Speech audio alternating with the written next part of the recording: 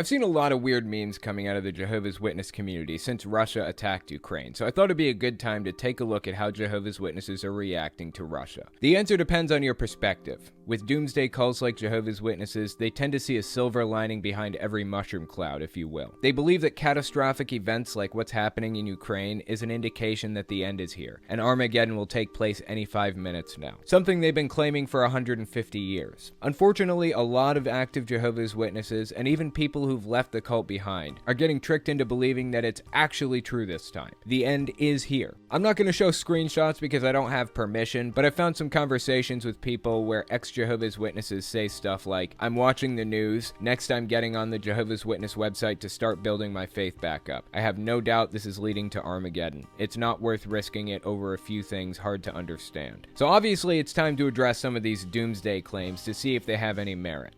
Let's get into it.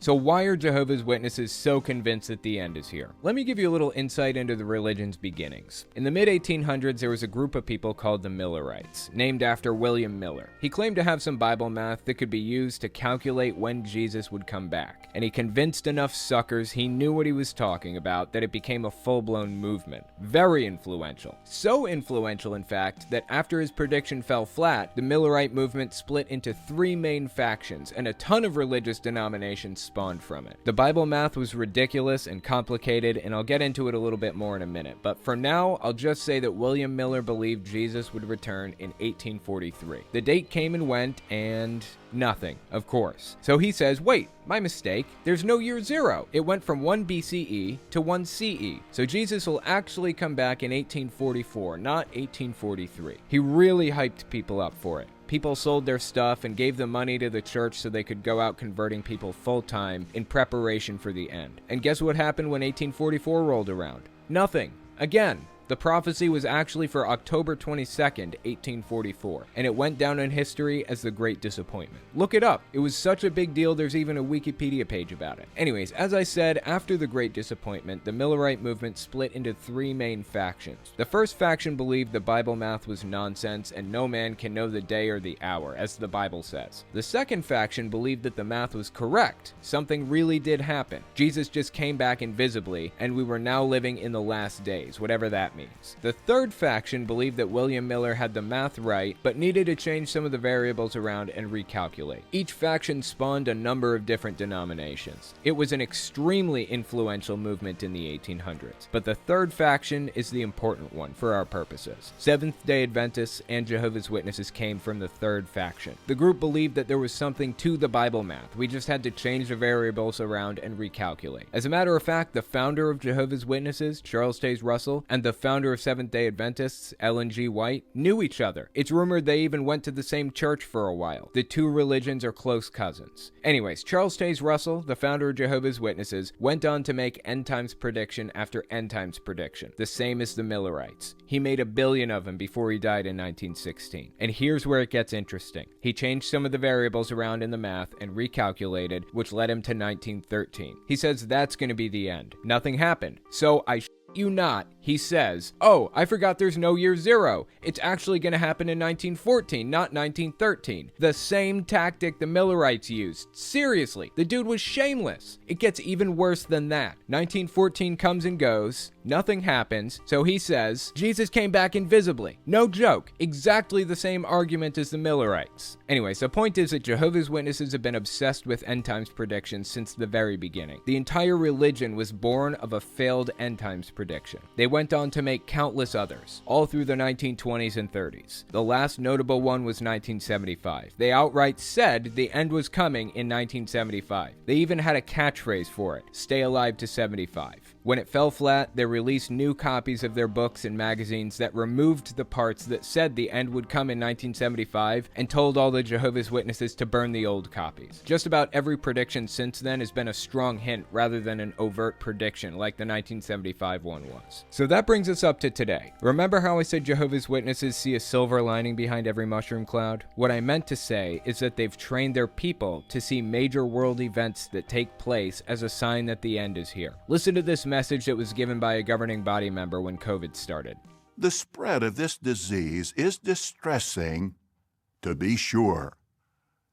But we're really not surprised to see the world in the grip of such pestilence, are we?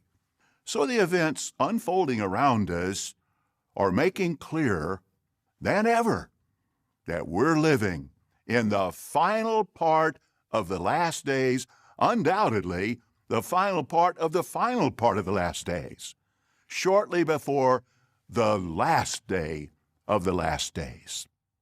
Before we continue, I want to mention something. If you like what I do and you want to see me continue to do it, you can support me by checking out my Patreon. As many of you know, there are a lot of people out there specifically targeting me and reporting me. It wreaked havoc on my channel for a solid month. Patreon gives me the stability to know that even if my channel was deleted tomorrow, which looked like a real possibility for a minute there, I'd still make it. Don't put yourself out, but if you can manage it, I would really appreciate it if you checked out my Patreon. Patreon.com/TelltaleAtheist. Links are in the description too.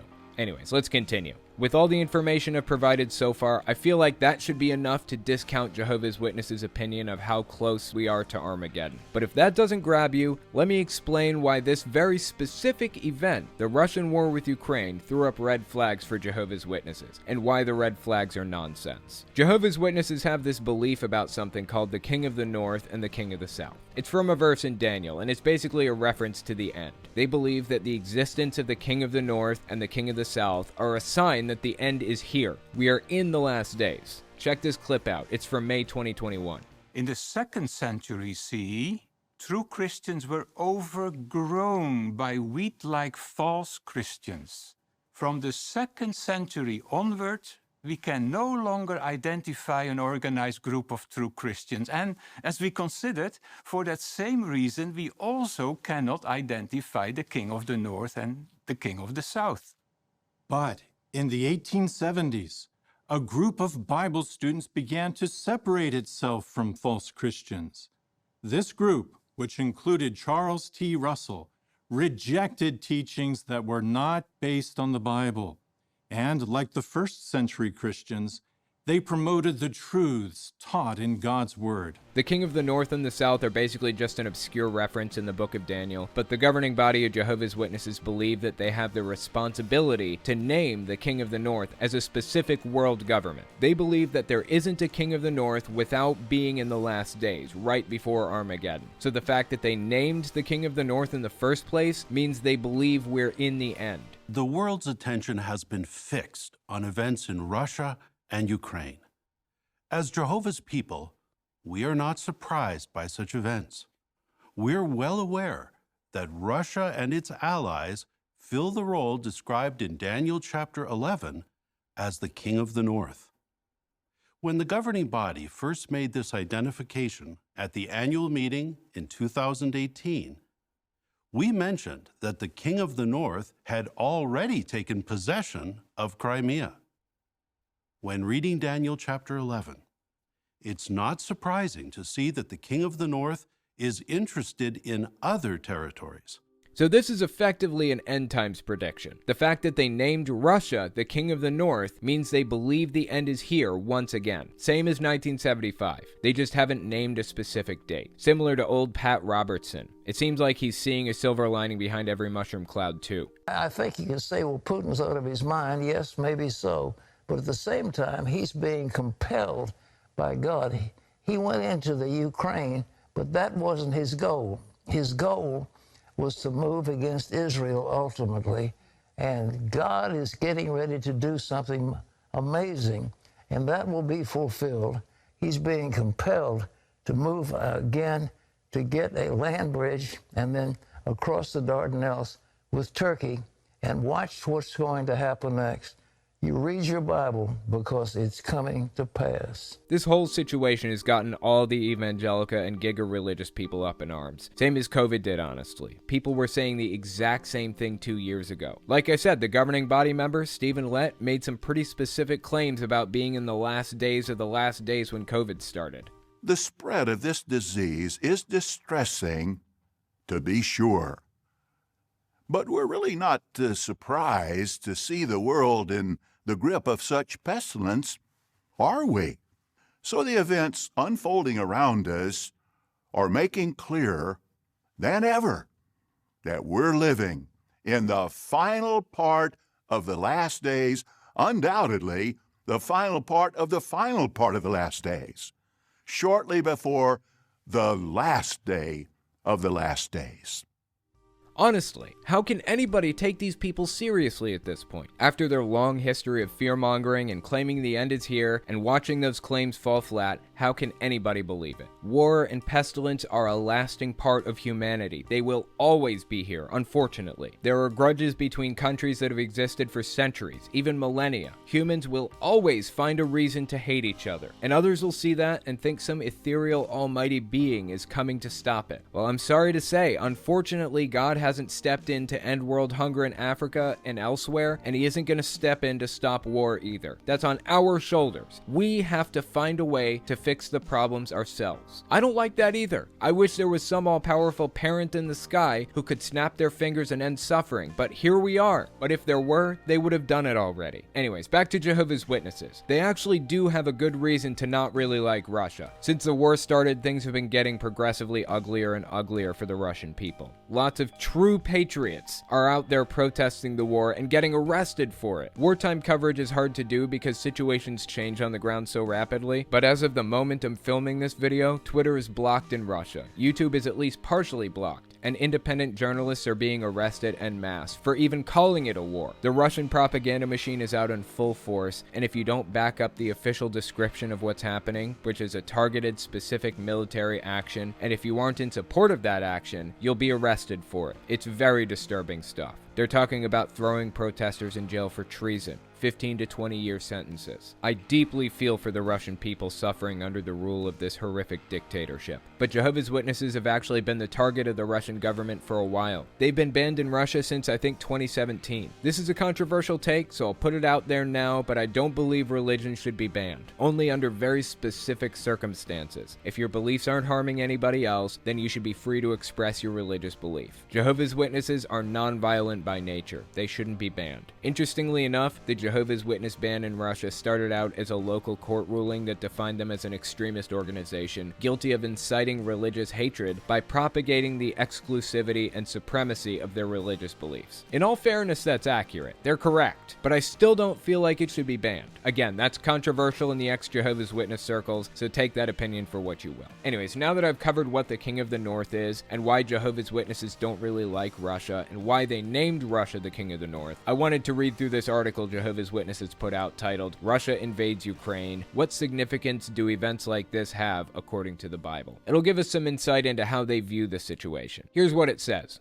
Quote, Jesus Christ foretold a time when nation will rise against nation and kingdom against kingdom. The Bible book of Revelation depicts warfare as a rider who is seated on a fiery colored horse and who takes peace away from earth. End quote. Obviously, they're implying, but not coming out and saying, they believe this is the end. They believe they're seeing one of the four horsemen ride through town. Doesn't really get much more blatant than that without coming out and naming a specific date. But like I said, they learned better than to do that after the 76th failed attempt. And on that note, I just have to point out that war has been an integral part of human existence since the dawn of time. War and pestilence have always and will always be here. It's horrific and wrong, and we should do everything we can to stop it. But it doesn't mean Armageddon is right around the corner. That's absurd. And every time you tell us the end is here, you destroy your credibility more and more. I guess they've learned not to get too specific with their predictions like they did in 1975, but they still run around saying things like, we're in the last days of the last days shortly before the last day of the last days. Every time they put out something new, they embarrass themselves more and more. And as Deuteronomy 18:22 says, quote, when a prophet speaks in the name of the Lord, if the thing doesn't come to pass, that's something the Lord hasn't spoken. The prophet spoke it presumptuously, so do not be alarmed. End quote. Jehovah's Witnesses have made enough false prophecies by now that I'm comfortable calling them false prophets. According to the Bible, we should pay them no mind. It seems obvious to me that they're false prophets and they don't have God's blessing. So if you were worried about the events unfolding in the world, let me give you these two key takeaways. One, war and disease have been happening since the dawn of time. There is nothing new about those things, and there's no reason to think that the end of everything is coming because of it. And two, Jehovah's Witnesses, Pat Robertson, and evangelical preachers more generally have been claiming the end was right around the corner since the dawn of time too. This is honestly nothing new. Every time some crazy world event takes place, everybody seems to think it's time to bust out the end of the world predictions. Remember Harold Camping from 2014? Dude was so convinced he had Bible math saying the end was coming that year that he paid to have billboards put up to get people to get right with God before the end came. The year came and went, and he had to apologize for his fear-mongering campaign. The people who make the end of the world predictions like this always end up apologizing for it in the end. That's why Jehovah's Witnesses had to finally stop making overt predictions. They claimed millions living in 1914 would never die. Here we are over 100 years later. Multiple generations have passed, and we're still here. It was nonsense then,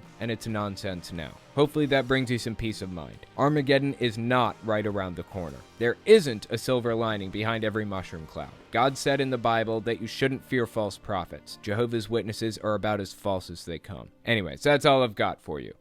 Thanks for watching, guys.